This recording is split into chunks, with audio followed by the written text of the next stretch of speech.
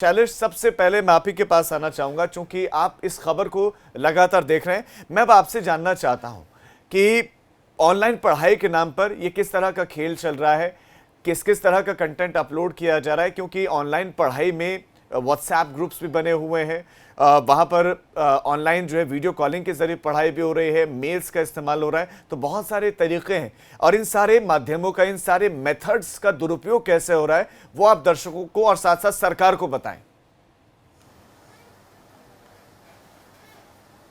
बिल्कुल निश्चित रूप से राजीव, देखिए जो ऑनलाइन क्लासेस है उनका उद्देश्य यही था कि लॉकडाउन है, छात्र छात्राओं की पढ़ाई का नुकसान ना हो।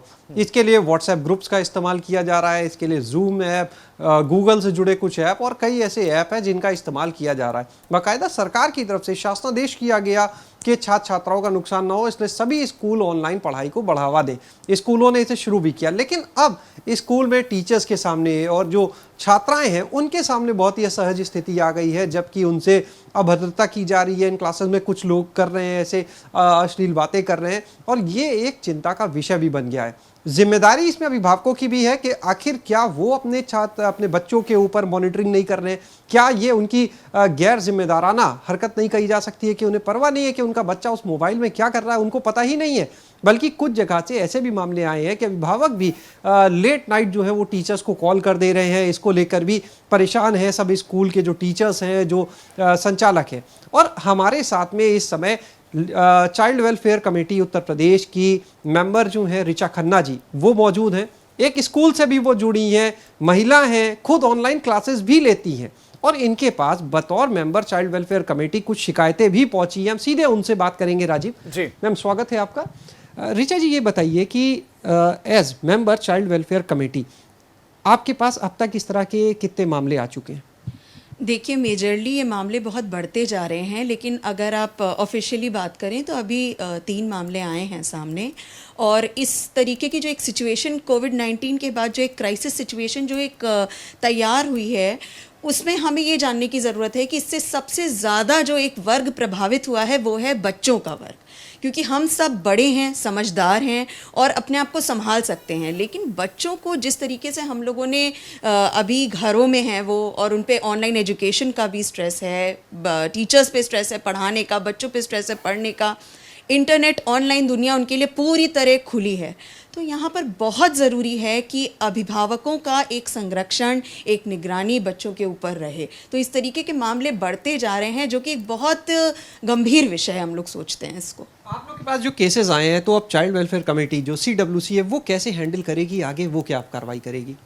देखिए, सबसे पहले तो जिस तरीके के केसेस आ रहे हैं, हम जानकारी ले रहे हैं कि किन बच्चों से जुड़े हुए केसेस हैं, क्योंकि अगर इस तरीके का कोई कंटेंट अपलोड हो रहा है किसी भी एप्लीकेशन पे, किसी भी स्कूल में, तो सिर्फ वो बच्चे को काउंसलिंग की ज़रूरत नहीं है, बल्कि उसका जो एक प्रभाव पड़ रहा है वो बाकी, अगर 40 बच्चों की क्लास है तो बाकी 39 बच्चों पर भी उसका प्रभाव पड़ रहा है। तो ये बिल्कुल भी बाल हित में ठीक नहीं है। तो इसमें नंबर 1 ज़रूरत है कि उस बच्चे की काउंसलिंग हो, जो कि चाइल्ड वेलफेयर कमेटी खुद भी कर सकती है, और हम काउंसलर्स भी अपॉइंट कर सकते हैं जिससे कि उनकी काउंसलिंग हो।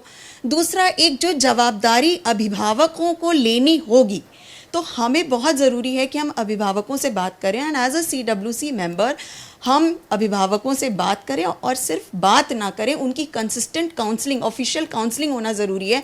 क्योंकि अगर ये सब चीज़ें परिवार में, घर में उनके सामने हो रही हैं, तो कहीं ना कहीं मैं कहूँगी बच्चों के साथ साथ अभिभावकों की भी काउंसलिंग की ज़रूरत है।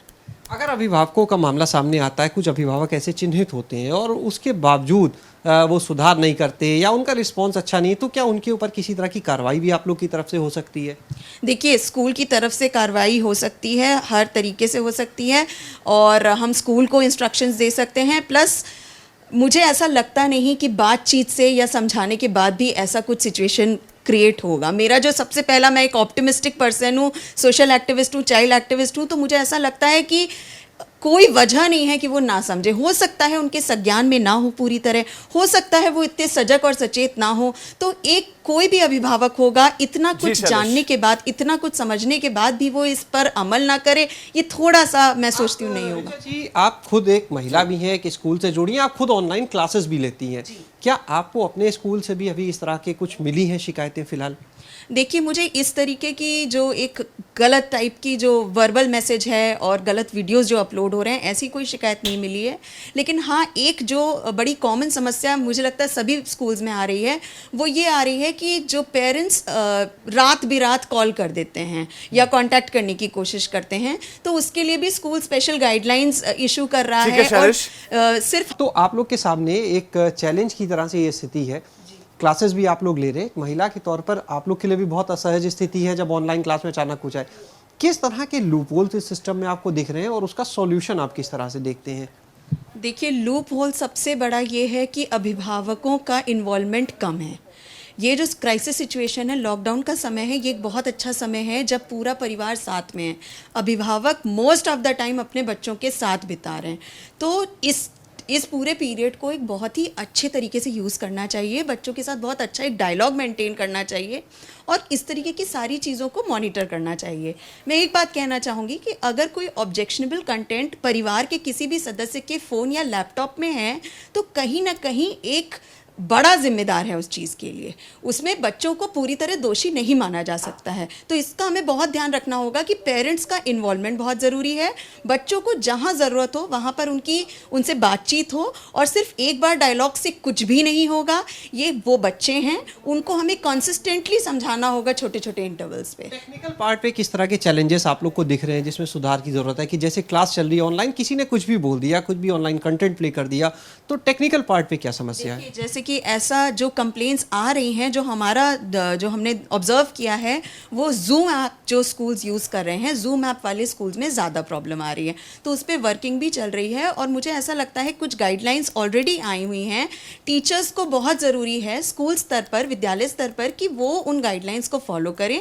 जैसे कि फॉर एग्जाम्पल आप वेटिंग रूम ऑप्शन को करिए, बच्चे का अगर जो हमारा डिस्प्ले नेम है उसमें स्टूडेंट नेम डिस्प्ले हो, क्योंकि एक केस आया था जिसमें कि हमने देखा था कि वीडियो में बच्चे ने बहुत अश्लील भाषा का प्रयोग किया। टीचर मेकआउट ही नहीं कर पाया कि वो कौन सा स्टूडेंट है, आवाज़ से पहचानने की कोशिश कर रहा था पर बच्चे ने बताया नहीं। तो इस तरीके के कुछ अगर प्रिकॉशंस स्कूल ले ले कि उस बच्चे को क्लास में एंट्री ही नहीं मिलेगी अगर जी। उसका डिस्प्ले नेम उस शैलेश, बच्चे का वाकई नेम